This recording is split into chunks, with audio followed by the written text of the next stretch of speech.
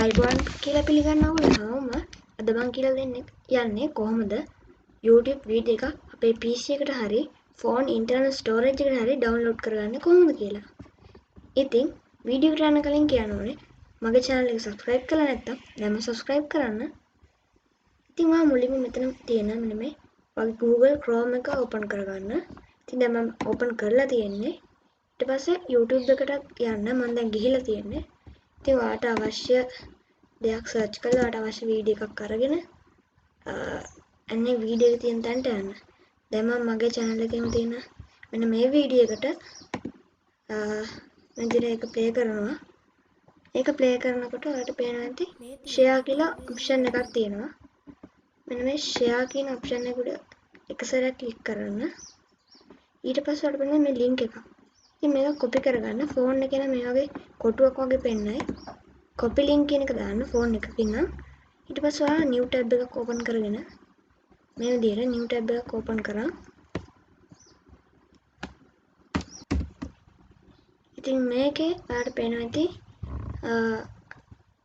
මේ විදිහට search bar එකේ එහෙම නැත්නම් ඔයා ගහන්න ඕනේ yt1s.com කියලා.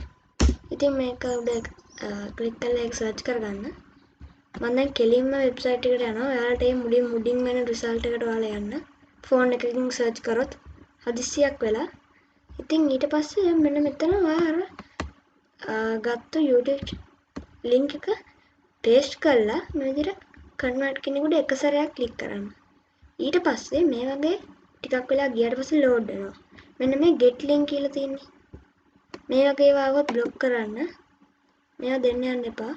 මේ උඩව මේ එන messages උඩ කිසිම දෙයක් උඩ click කරන්න යන්න එපා. ඒවා ඔයාලට අදාළ නැති ඒවා. ඉතින් මේ විදිහට get link කියලා එකක් උඩ click කරන්න. මේ වගේ එකක් එයි. ඊට පස්සේ ඒක close කරලා දාන්න.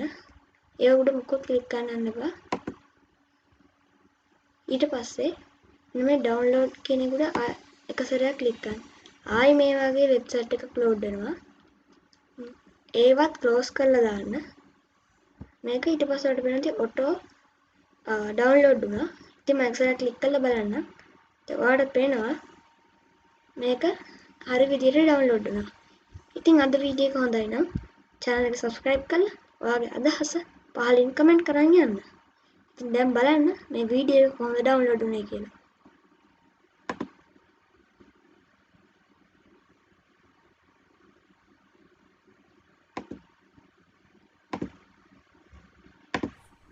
මේ තියෙන්නේ නෝර්වේහි වැඩ දියුණු කළ බ්ලැක් හොනට් නැනෝනම් ඩ්‍රෝන් ඉතින් මේකේ පොඩි වැඩ තියෙන්න පුළුවන්. ඒක දෙපාර තුන්පාර බලනකොට හරියනවා. වීඩියෝස් වල සමහර ඒවා හරියන්නේ නැති වෙනවා.